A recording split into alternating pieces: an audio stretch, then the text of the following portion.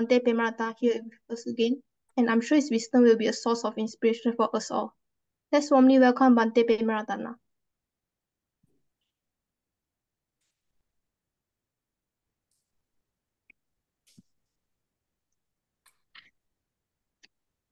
Thank you very much, and very good evening and very good morning to all.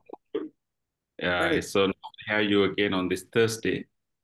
It's our Dhammapada studies time.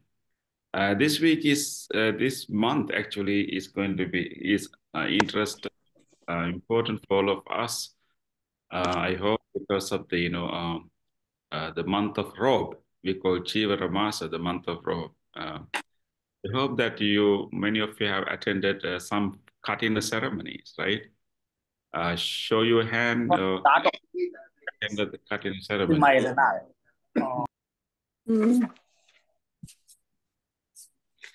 Anyone has attended Katina ceremony or robe offering ceremony? The one, just only one, okay, 2, 3, okay. Looks like there's, okay. Okay, that's okay. I'm glad that because it's important ceremony. It only happens once a year, and it's also a ceremony that we celebrate our spiritual practice as a community. So I'm glad that you all have joined them. If you get a chance, maybe still we have 2 more weeks. So please make an effort to join. Okay, so with that, we will start our Dhammapada studies. And today we are going to study our, another verse, very important verse that is found in the first chapter in the Dhammapada. Again, a word of inspiration that, these verses were used by the early disciples of the Buddha, even during the time of the Buddha, to memorize and also to as reminders of their spiritual practice. We all need reminders in our spiritual path. So therefore, because from time to time, we need some assistance, some reminders to ourselves. So these verses in the Dhammapada can help us as reminders for us to, keep in track in our spiritual path. So that is why these verses are given, these messages are given in a verse form. So we can actually, when it is given in a verse form, you can recite it and you can memorize it. There's when it is in a verse form, somehow we can grasp it, we can retain it in our mind more than a prose form. So unfortunately, when we translate these verses into English, we cannot really, make it a verse form. But at least if we can remember the essence of this meaning, essence of these verses, they can help us to keep in track in our spiritual path. So with that words, let me share the verse that we are going to study today. It is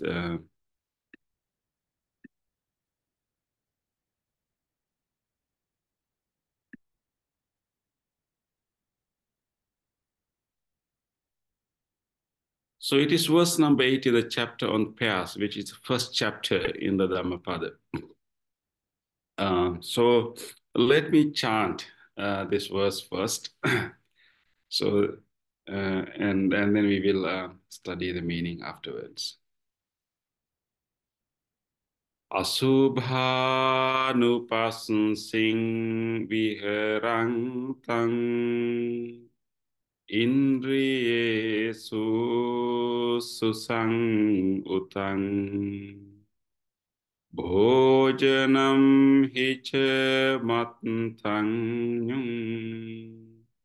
Saddhaṃ ārandha vīriyam taṃ vena pasahati māro vāto sēlaṃ vapabhataṃ.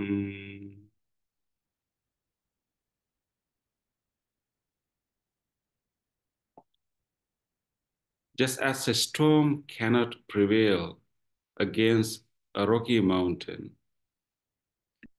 Mara can never overpower the person who lives contemplating on impurities, who is controlled in his senses, moderate in eating, and filled with faith and earnest effort.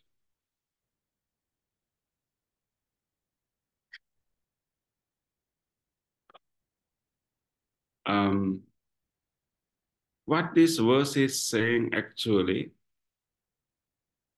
we can, in our life, in order to have an inner strength, and not to be always become a victim to Mara. We will understand what is the meaning of Mara very soon. So in order to withstand the force of the Mara, in order to not to become a victim to Mara all the time in our life, we need inner strength. And the way to develop inner strength is to develop these qualities, to practice these things given in this verse.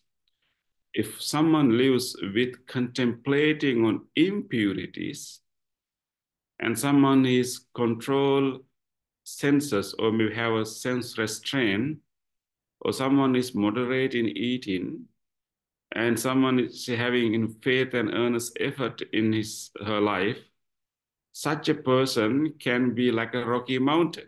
Rocky mountain that you will not be easily overcome by the forces of the Mara.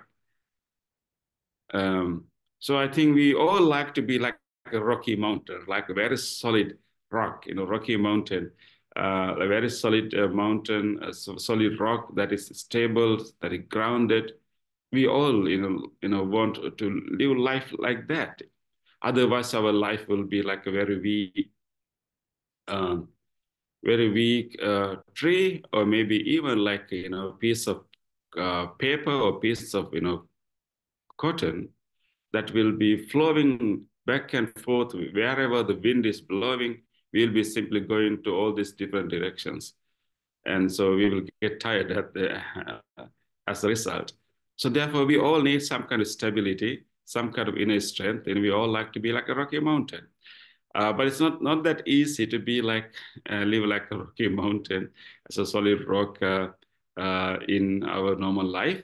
But in order to develop such a stability, such a balance, we need to develop these qualities given here. We will discuss each quality in detail.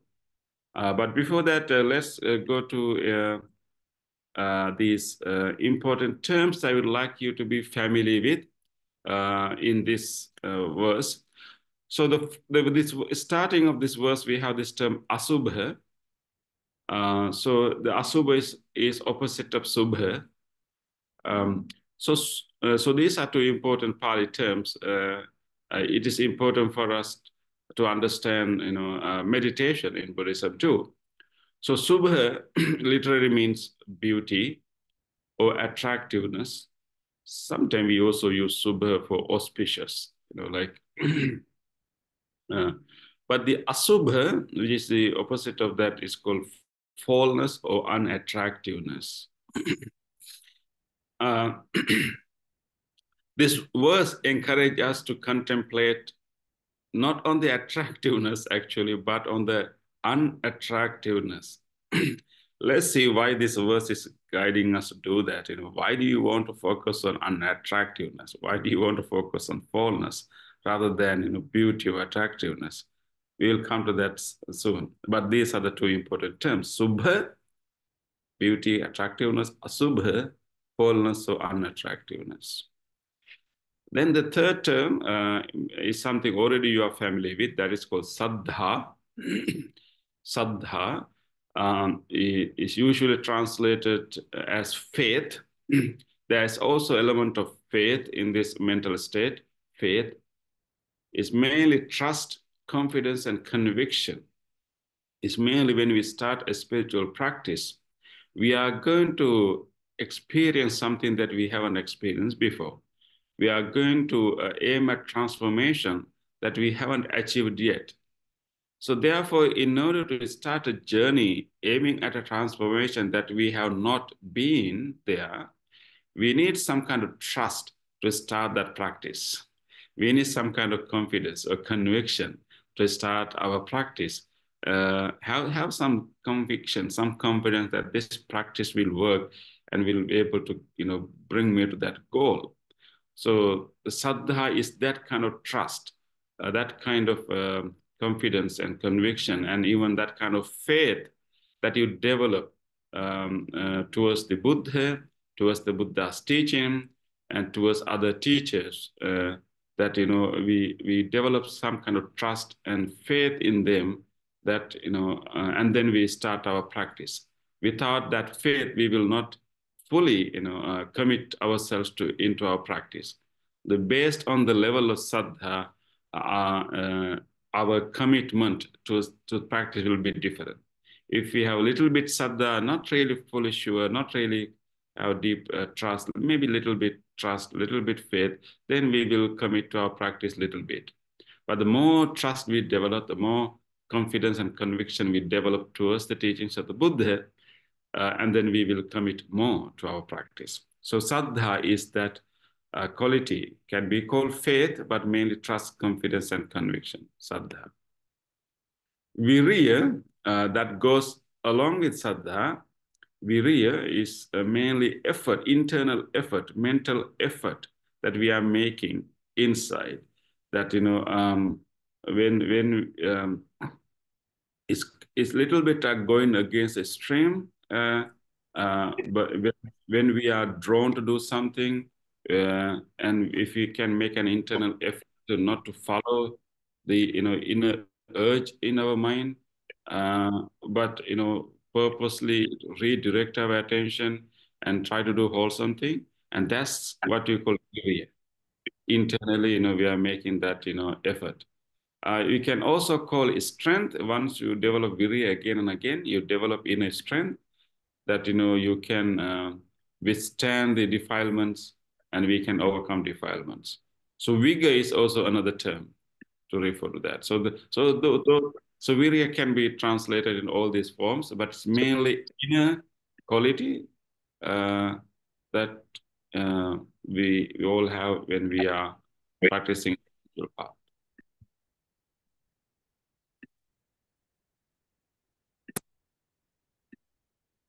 And let's go to the next one. Okay, next one is Mara. Okay, Mara is an important term that we find in the Buddhist sources quite often. Mainly the term Mara has this meaning of collective force of defilements. That will be the primary meaning of the term Mara, collective force of defilements. We all have, unwholesome tendencies within us, through unskillful responses, unskillful behaviors we have done so far. We have developed certain negative patterns, and we have also, negative urges in our mind, unwholesome urges. The term defilements can refer to all sorts of unwholesome tendencies in us, including like anger, greed,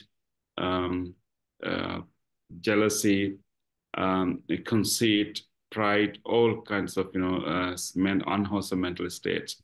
So collective force of defilements can be called the term Mara. Sometimes the term Mara is given like an individual. It's a kind of personification of all these defilements.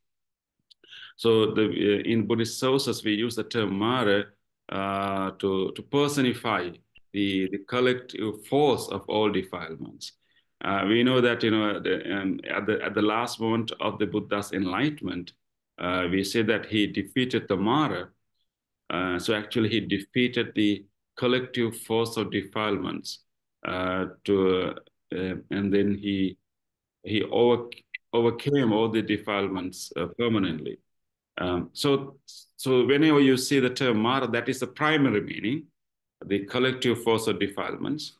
But the broader meaning, Mara can also mean anything or anyone who obstructs our spiritual practice, mainly who obstruct our path to Nibbana, path to enlightenment.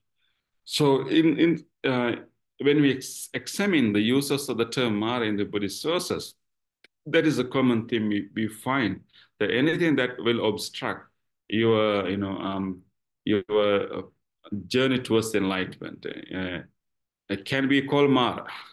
So anyone can become a Mara.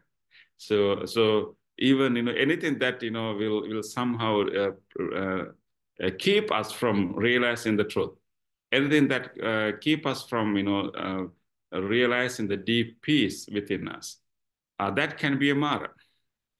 So sometimes can be a thing. I'm sure that some cases, if you don't use our devices wisely, any of our devices can be a Mara. Maybe your smartphone can become a Mara that will prevent you from growing your spirituality. So anything or anyone who will obstruct our spiritual development can be called Mara. So therefore, uh, in the Buddhist sources, we find 5 types of Mara. I think if you want, we can discuss them later. 5 types of Mara, because all these 5 types are actually obstructing our practice to enlightenment.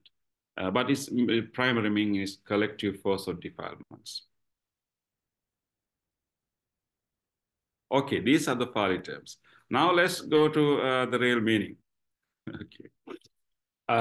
Actually, this verse has another verse where Buddha described actually if someone does not develop the qualities that we are going to discuss later, and his life going to be like how the weak tree is being swayed to to right or left or back and forth with the power of the wind, and our mind will be driven to all kind of directions by the force of defilements. So usually our defilements control us. When we think about our decision and when we make decisions, our speech, our actions, all these things are driven by our defilements. In most cases, we even are not aware of them. Why did I make a decision to lie? Why did I make a decision to steal? Why did I make a decision to, ignore a person? Sometimes we make those decisions very quickly, right? To ignore person or to blame person or to scold person. We don't have any clue about it, but we simply do it. We make decisions. We speak. We do things. Most of the time, without our knowing, those decisions and actions are driven by our defilements, influenced by our defilements. So therefore, many ordinary people, including ourselves in most cases, are victims of our own defilements. So this is the, this is the what you call predicament of human beings. If you don't have if you haven't developed enough spiritual strength, wisdom, mindfulness, we are always the victims of our own defilements. So we simply follow the demands of our defilements, and then eventually, of course, we get tired afterwards too. Like, if our mind urges, okay, do that, and we'll go and do this. Sometimes we simply follow the demands of our defilements to do that or do this, and look for pleasures and go distant places to enjoy some kind of pleasure, and pleasure will be very little, but the whole effort to achieve that pleasure will be so tiresome. But when our defilements demands it, we have no choice. If we haven't developed mindfulness, we simply follow that, defilements. And we sometimes take a lot of burden to get a little bit of pleasure, a lot of burden to get a little bit of, maybe entertainment. And so that is how we live our life most of the time. And of course, we get tired afterward, and then we try to do something else to get rid of that tiredness. And again, try to indulge in something else to get rid of that tiredness. But it's not really, getting us to anywhere. So that is what is happening. And but importantly, we also have a capacity within ourselves to overcome the power of these defilements. So we are capable of not being driven by wholesome qualities too, what you call kusala.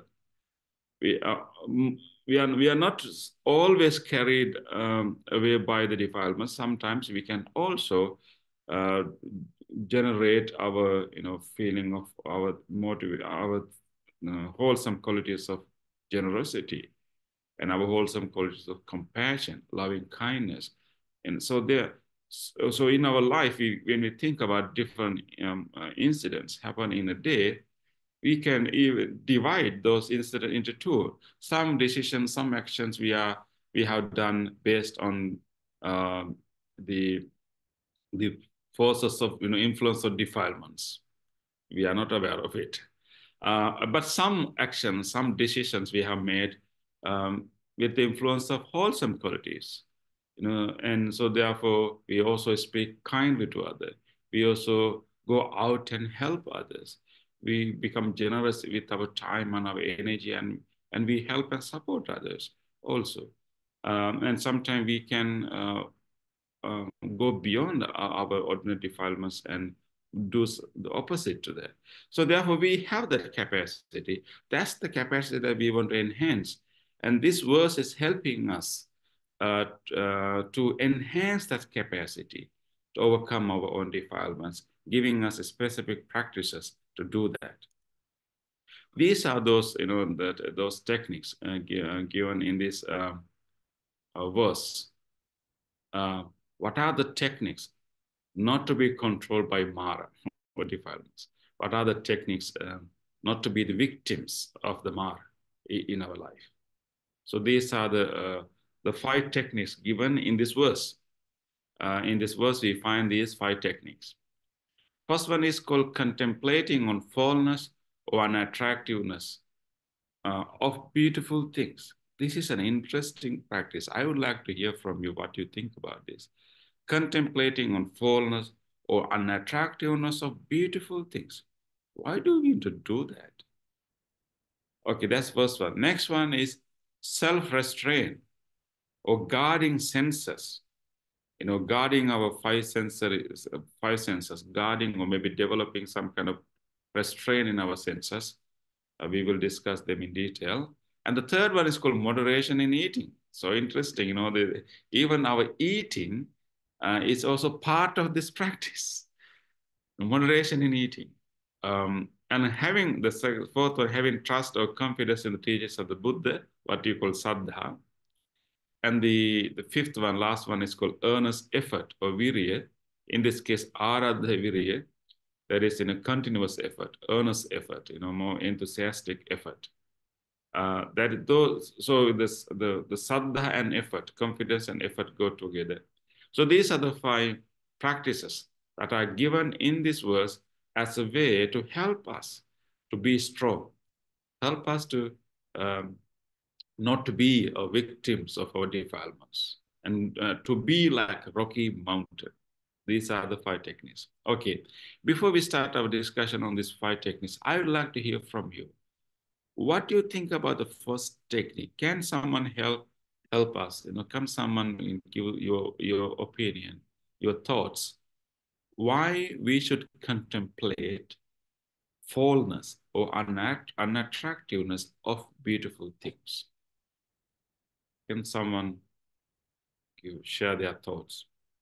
Why do you think this verse is asking us to do that? Anyone? Raise your hands if you'd like to share your thoughts on this.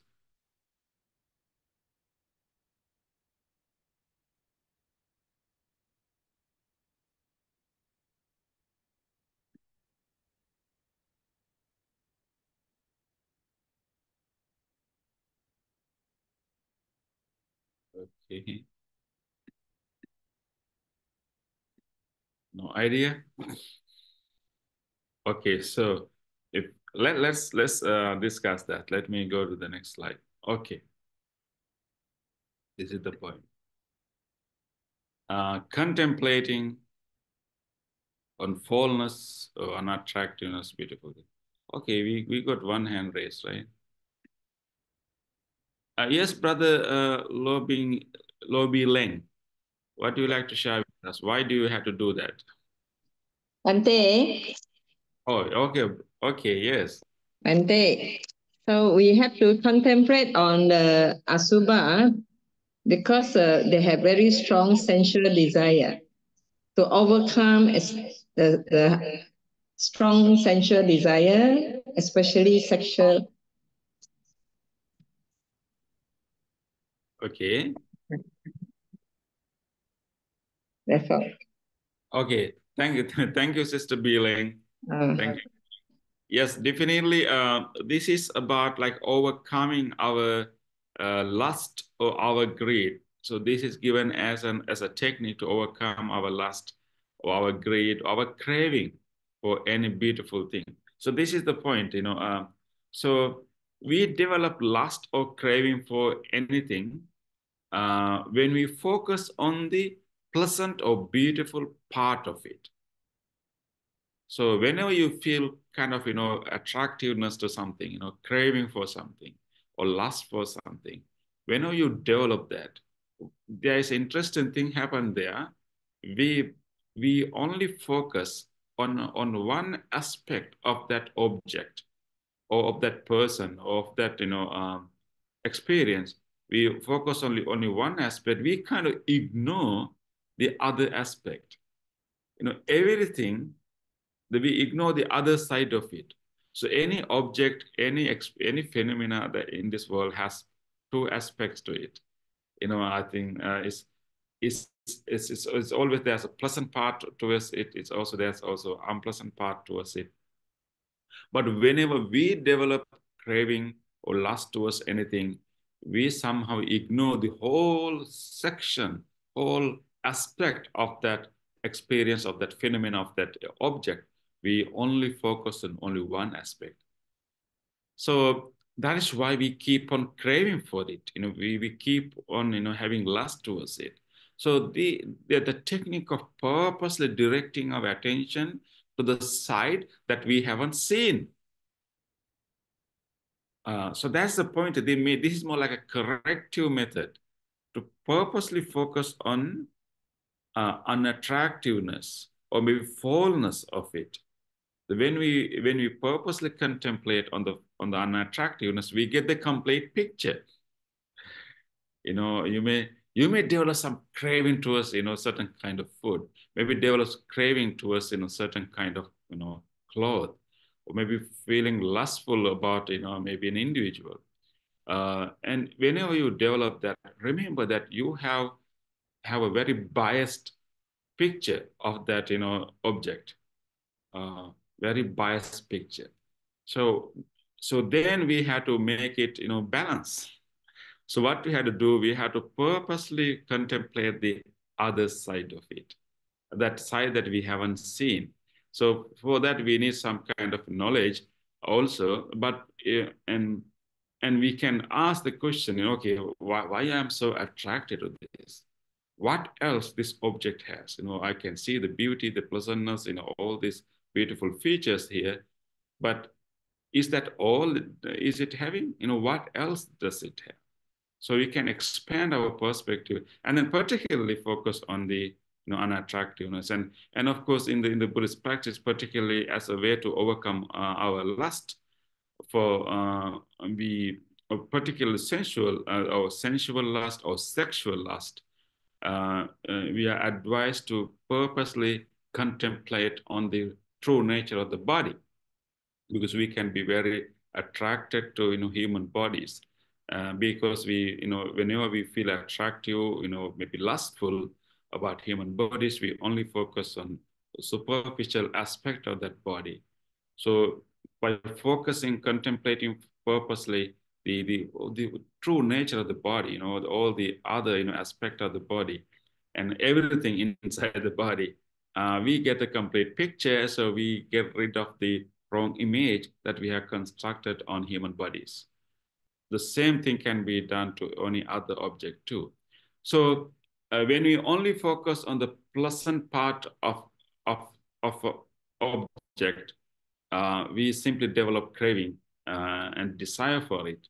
And then we kind of ignore the other part. But when we purposely contemplate on the fallenness or unattractiveness or the other side that we haven't seen before, then we get the complete picture. Once you get the complete picture, the whole purpose of contemplating unattractiveness of the things is not to develop, not to develop disinterest on this, not to develop, disgust on those objects, actually. It's going to be, again, a wrong thing on the opposite side.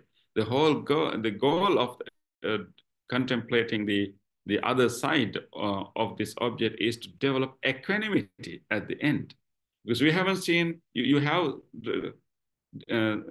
seen the beautiful part, but you're preoccupied with only that part, but now you purposely contemplate the other part, and then you get the whole picture. Once you get the whole picture of any attractive thing, together with this unattractiveness, we develop neither craving nor disgust. We simply develop equanimity.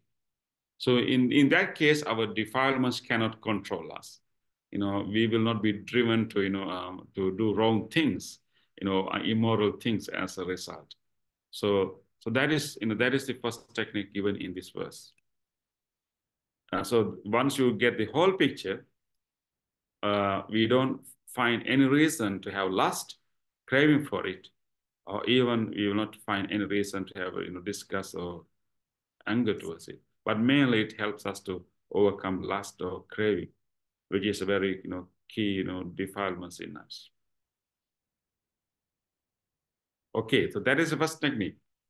That is as a way to help us to stay strong. Okay, let's move to the other part. This is called guarding sense or sense restraint or guarding sense doors. So the defilements that will arise in our mind usually arise as a result of a trigger. There's always a trigger point. There's always a trigger that gives rise to defilements. Our trigger most of the time of our defilements is some kind of sensory experience. We will see something, we will hear something, smell something, taste something, maybe we feel something, or we will remember something that something we have seen before. So that is where the whole process of defilements will start.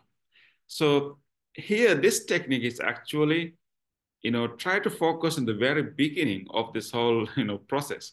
So focus on the triggers that will give us defilements, that will, once the defilements arise in us, it can stay very long, can, push us to do so many things.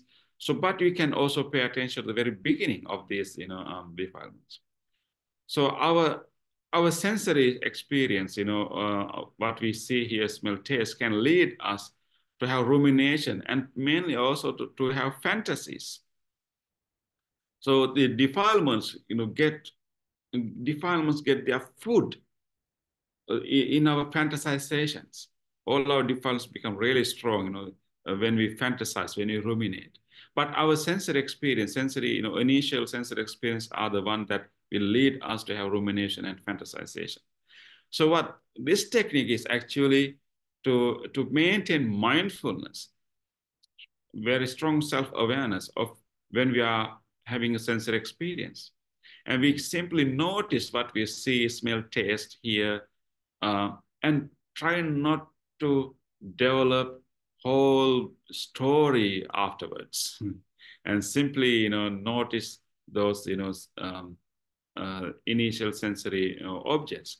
And try not to go into another memory based on that. When our mind is trying to go there, we notice it and remind ourselves, it is only, a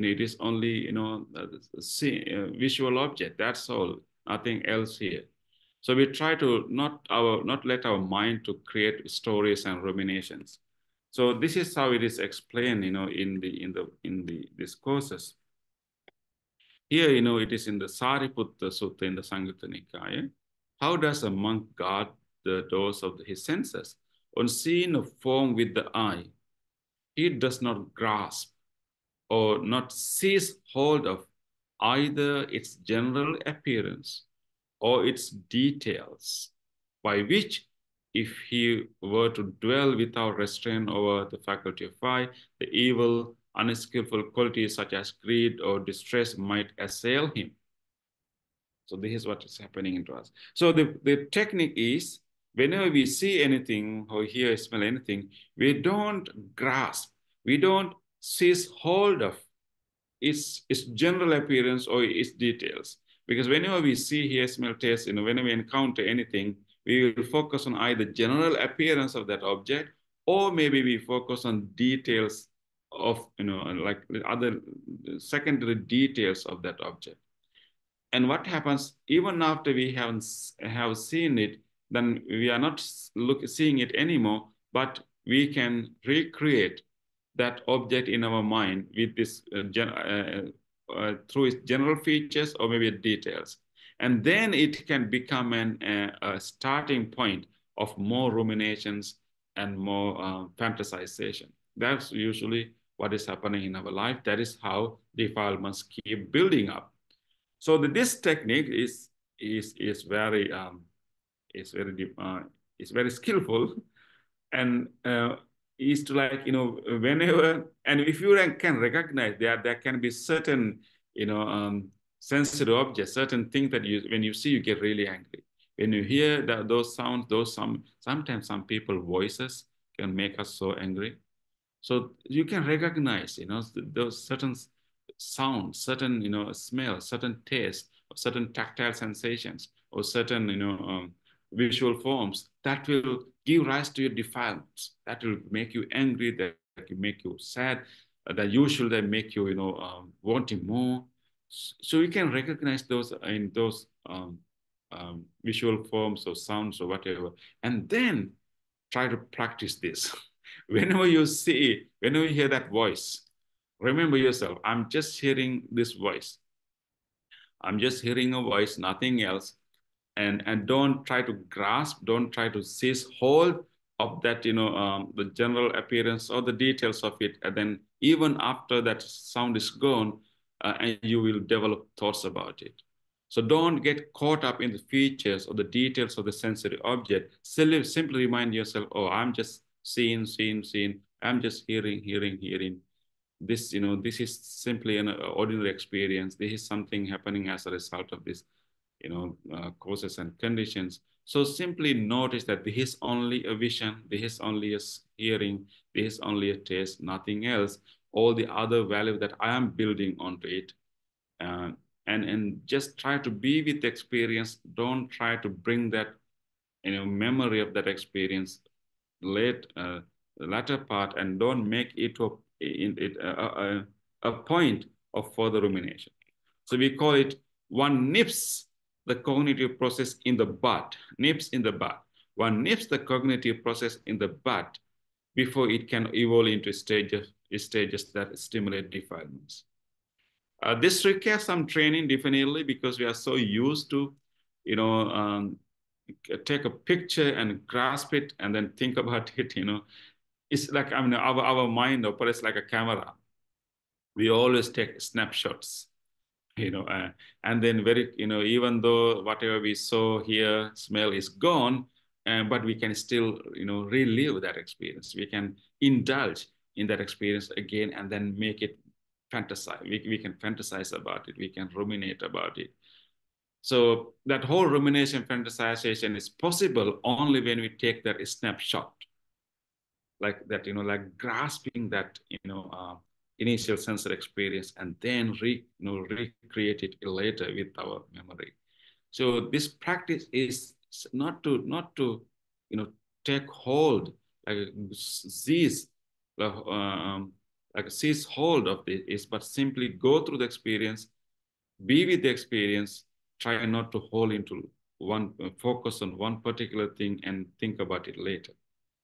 Sometimes if you go to a ceremony, if you go to a meeting, if you go to a family gathering, there can be so many things happening in that whole gathering, but you will seize hold of one conversation and come back home and keep thinking about that. Why that person told that to me? Or, and there are so many things happening, but you will seize hold of one object, one incident, one person, and you come back and think about, as if only that person was there in that meeting, and we kind of ignore all other things happen in that whole meeting or your whole gathering. So that's what we usually do. But this practice is to try to go through the experience without really selecting, without too much focusing on one thing, not really, taking a snapshot of the details of the appearance of that thing and come back and keep thinking about it, but simply go through the experience without, without, seizing hold of any one thing over there. So this is what we call guarding the senses. And this will definitely help us to be free from, a lot of defilements.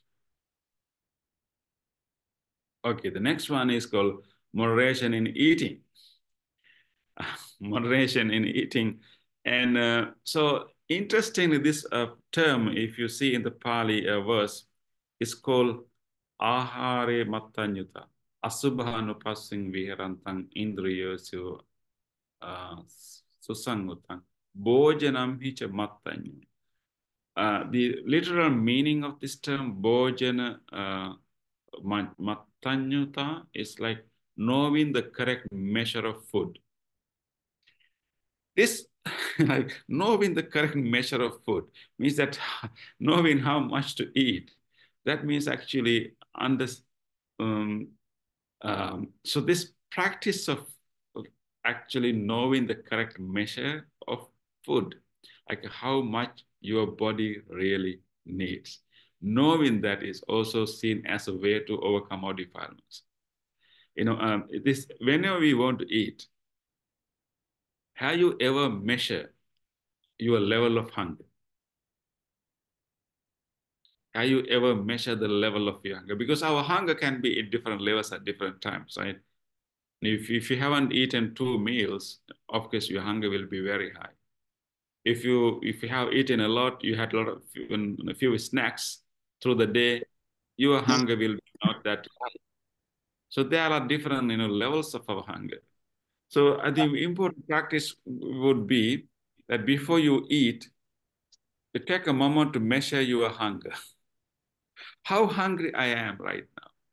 Am I hungry for a full plate? Or am I hungry for half plate? Or am I hungry for a quarter plate? And then if you can measure, that, if you can measure your hunger before you eat, then you can actually prepare your meal depending on the level of your hunger. But most of the time we don't do that. Whenever we feel hungry, we simply go and, take the food, and whatever food there, we simply eat. We don't do that.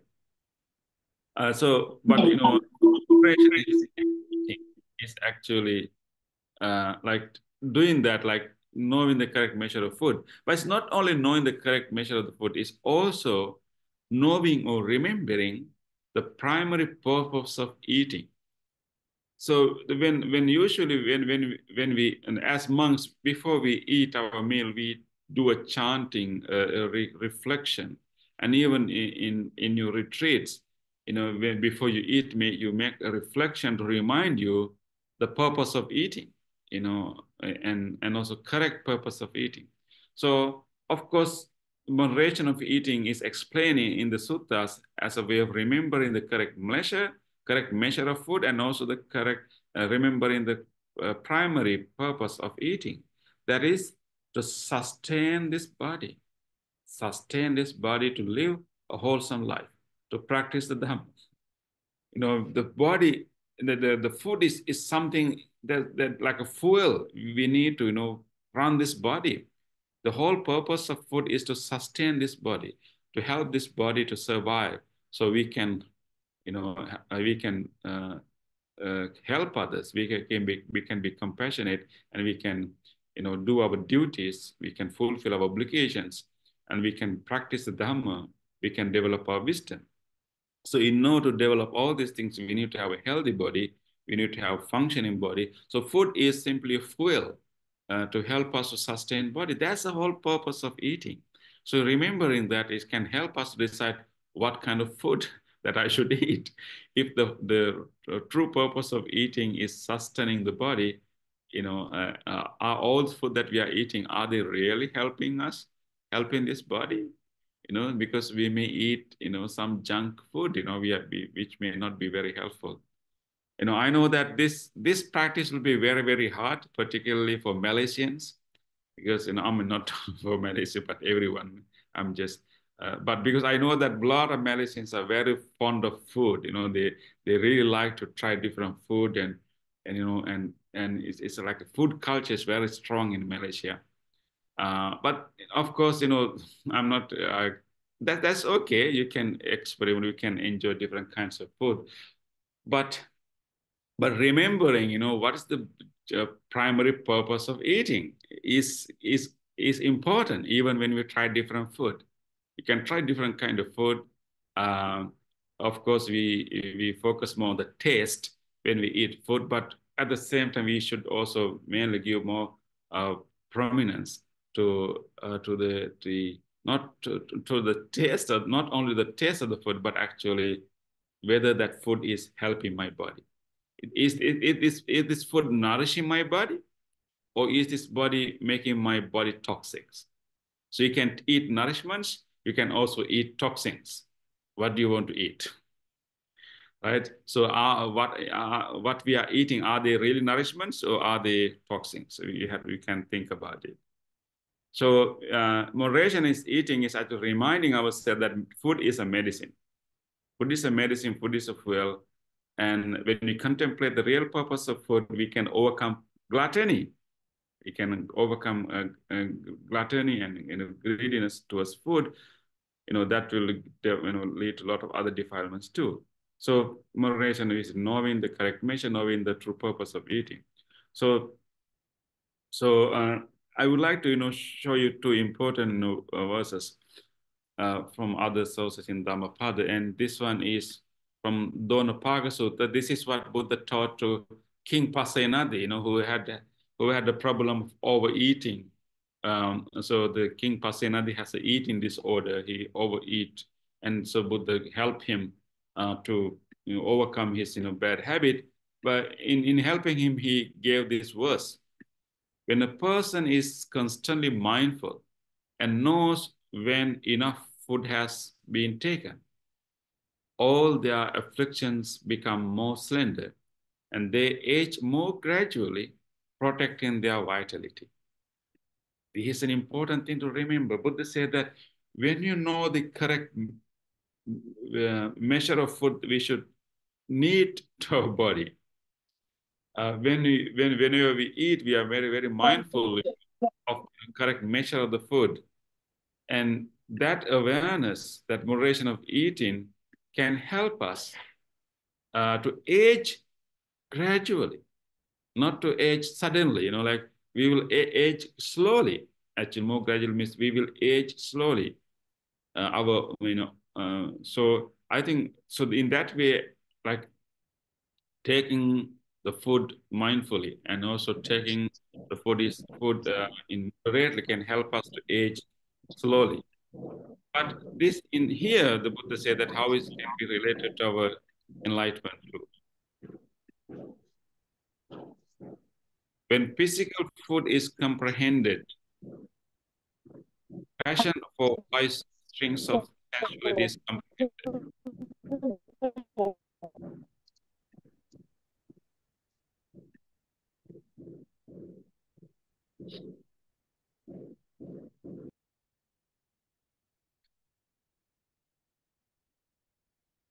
So when passion for 5 strings of sensuality is comprehended, there's no fetter bond by which a disciple of noble monks would come back again to this world. So in the Putta Mansa Sutta, again in Sanghutta Nikaya, we find discussion on 4 types of food in the four types of food, food is not only edible food, but there's also food to mind. But here, when it says that when we truly comprehend the true nature of the edible food, and what's the real purpose of this food, and how this food is simply helping us sustain body. When you have deep contemplation, the true understanding of the food can help us to overcome our desire for other sensual objects or other sensual pleasures too. So Buddha has seen as it's very central for us to understand the true purpose of food that can help us to overcome many other defilements too. That is the main message of this sutta. Okay, now we can come to the other one, the last two, which is saddha and virya. Of course, we discussed enough about saddha, trust or confidence that, so saddha means the development of this faith and trust in the Buddha and his teachings, and also the disciples of the Buddha. Once we have that trust, we can also develop trust and confidence that defilements can be overcome. So we develop inner trust, inner confidence that although these defilements can be very strong, but they can eventually overcome because other people have done it. Buddha has done it, and Buddha has even given techniques. And these techniques are working, and other people have done it for us. So when you know that, when you realize it, you develop inner confidence that the defilements can be overcome. And then the virya, we call ara the virya in this verse, put in consistent effort, putting consistent effort to detect and withstand and dispels these defilements. So I think the effort is very important in this practice. It's not only a trust, but also can we unmute, please? Some mic is on, it's disturbing.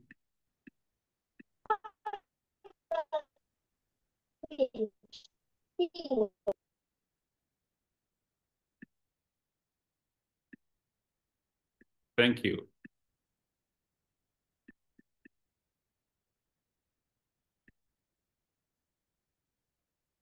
Okay, so the virya, virya part is very important, this effort to detect our defilements, to withstand them, and also dispel them. And so, of course, all the other techniques that we discuss are the techniques to do it. But, whenever we encounter defilements within us with mindfulness, we will detect it, but we need kind of inner strength to overcome them, knowing it and seeing it, and then not to be victim of it. And we need some kind of inner strength. All the techniques that we discuss will help us to have that, strength. Okay. This particular verse is given by the Buddha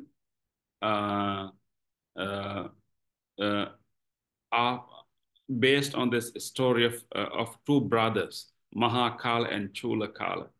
It's an interesting story. Actually, the Maha and 𝗵𝗂𝗪, these two brothers, they were they had a nice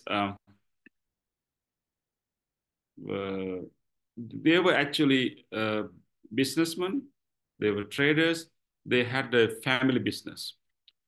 𝗵𝗂𝗪 and Maha, maybe, Kala and brothers, that kind of business. So they were two businessmen, brothers, and they were doing this business together. But they, both of them, came to see the Buddha. And on that day, Buddha gave them a very, very important, profound teachings. Maha, the elder brother, got really, really interested in the following teachings of the Buddha. He realized that actually sensual things are not really giving me satisfaction that I'm looking for. No matter how rich I'm going to be, I will still be dissatisfied. So I really want to practice this Dhamma. So the elder brother, Maha, decided to become a monk. The younger brother, who's always following the elder brother, thought that, oh, if my brother become a monk, it should be a very, valuable thing, maybe. So Maha, his elder brother, was really committed. But the 𝗗𝗛𝗪𝗃 thought that maybe I should follow my brother. So he also became a monk. So elder brother became a monk with, some conviction and with some commitment. Younger brother became a monk because elder brother became a monk, just following him. And both were practicing. The Maha 𝗃𝗧, elder brother, was really consistent in his practice, and he was, practicing all these qualities that we discussed, contemplating on the unattractiveness, on the pleasant, beautiful things, and,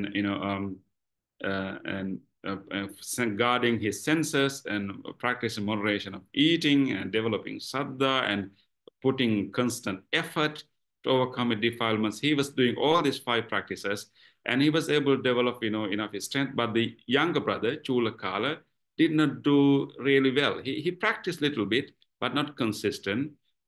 But therefore, his defilements were still strong. So one day, they both of them, visited in their hometown together with the Buddha. And so their families invited all the monks to have, a meal, have dana in their homes. So these 2 brothers were able to go back to their, their previous houses, and also meet their previous, wives and other, family members. So in that process, what happened? When the 𝗗𝗪𝗃𝗧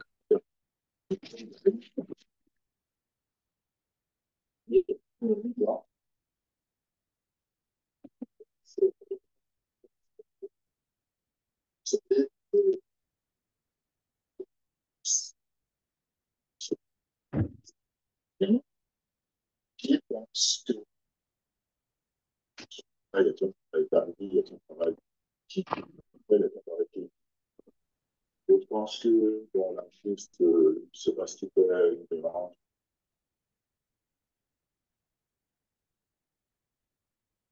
Sorry, I think we are back again, right? Sorry, yeah. So the younger brother disrobed and we returned to the daily life. And the next day, the dana ceremony was in the house of the older brother, the Maha 𝗃𝗧. So all the monks thought that, after this dana ceremony, the elder brother will disrobe. So they all thought like that. So, but the second day, the dana ceremony was conducted in the elder brother's house. But of course, he has already developed enough inner strength by then. So dana ceremony was over, and actually the Maha 𝗃𝗧 himself gave an important sermon to his own family members, encouraging all of them to practice the Dhamma. But he returned to the monastery as a monk. So when monks, in the evening, the monks had the discussion about these 2 brothers and how both of them had 2 different, ways of behavior. But they explained that actually it's not easy for us to control our defilements. It's not easy to win our defilements. Our defilements can be very strong. Therefore, anyone who's practicing these 5 techniques that we just described will be able to win their defilements. And those who do not have those 5 techniques will definitely become victims to their defilements. So that's the lesson that Buddha gave. Okay, so when you continue to practice, these techniques, we can be like a rocky mountain. And I was really looking to show you a rocky mountain, and I found this. Is anyone familiar with this rocky mountain? Do you know what is this? Can anyone tell me? Sigiriya. 𝗍𝗵𝗺, the rock fortress in Sri Lanka. This is a solid piece of big rock, and a king in the 5th century has built his palace over here, and so it's called 𝗍𝗵𝗺, 𝗍𝗵𝗺, the lion's rock. It has a shape of a lion. So we can be like a 𝗍𝗵𝗺, we can be like a rocky mountain if we practice these 5 techniques. Okay, do we remember the 5 techniques now? At least, can you write 3? I'm going to do a test. Can you write at least 3 in the chat?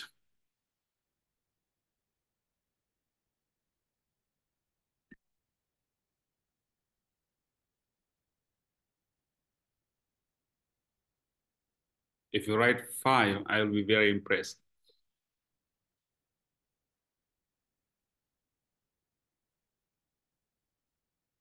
I will, maybe at the end, I will share the.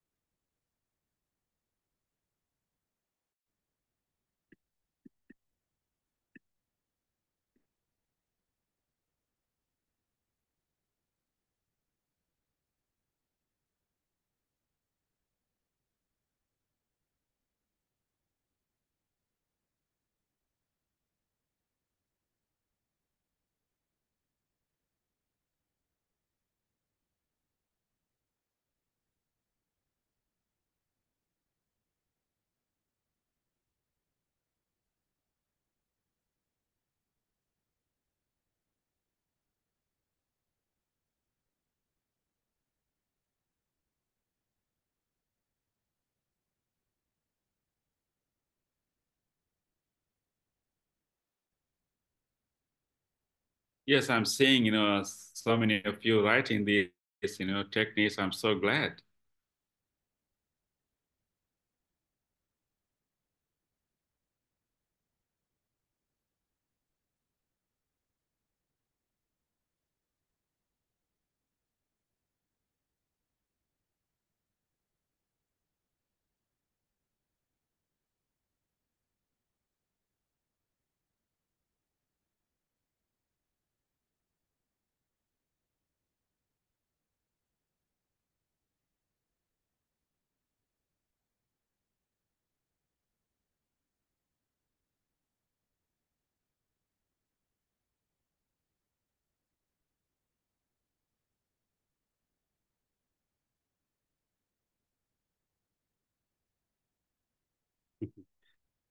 Okay, thank you. I think I'm so happy that many of you remember. Basically, it's like contemplating on the unattractiveness of any attractive thing that we experience to get the balanced picture and to develop equanimity. That's the first one. And second one is guarding our senses and simply experiencing anything, but don't take pictures, don't take old seeds. So guarding our sense doors. And then moderation in eating, reminding ourselves what is the true meaning of true purpose of eating. And then developing saddha, having trust and faith in the teachings of the Buddha, and the possibility of overcoming defilements. And the fifth one is virya, our constant effort, constant and enthusiastic effort. Is more like an interesting battle between your old defilements and your new, spiritual journey. There's always, your old habits will, try to drag you, but you can, use your effort to, to overcome them. So internal effort. So we say that, to making an effort to internal effort or effort to overcome whatever rise and defilements, and also try to make an effort not to let the unarisen defilements to arise. And also we can also make an effort to maintain the already arisen wholesome qualities, and we can also make effort to develop unarisen wholesome states too. So anyway, so when it comes to unwholesome mental qualities, we try to see them, notice them, and not to feed them and simply drop in them. And when we encounter wholesome qualities, we feed them, we maintain them, and sometimes we even purposely generate them. So that is virya. So those are the 5 techniques, like 5 fingers, like asubha, right? And then guarding senses, and moderation of eating, saddha, and virya. Those are the 5 techniques. Will be very strong, and no defilements will be able to overcome us and motivate us to do bad karma if we have these techniques. So we had to be very, very thankful and grateful to our Supreme Buddha for giving us, such wonderful teachings. This is really helping us to overcome our own agitation, our own our own failures, our own helping us to be strong. And these techniques are really working. So let us be very, very grateful to these wonderful teachings, to our Supreme Buddha and all the other disciples of the Buddha who actually preserve these teachings for generations. And we are so lucky to have them all today. So with that, let us share the merits, right? And today, by attending this program and contemplating on the deep teachings of the Buddha, and we generated so much good karma, and by maintaining wholesome state throughout this session, we were able to develop good karma, good merits. Let us invite all our departed relatives, our ancestors, and all other living beings to rejoice in our good deed and generate merits for themselves. So may they all take part and rejoice what we did, and may they all generate merits for themselves. So may all of them rejoice in our good deeds. May all of them be well, happy, and peaceful. Idang mi ñātīnaṃ hotu sukhita hontu ñātayo. Idang ñātīnaṃ hotu sukhita hontu ñātayo. Idang mi ñātīnaṃ hotu sukhita hontu ñātayo. 𝗬𝗛𝗡𝗺𝗓𝗃 sambhataṃ puñya sampadaṃ sabbe deva anumodantu sabba sampatti siddhya sabbe bhuta anumodantu sabba sampatti siddhya sabbe sattha anumodantu sabba sampatti siddhya.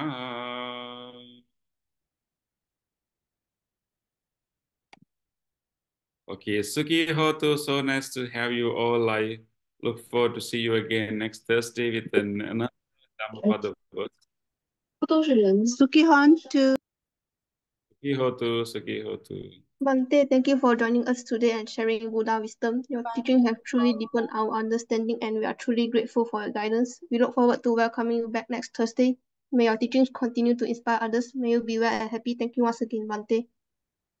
Thank you, sister. You are most welcome.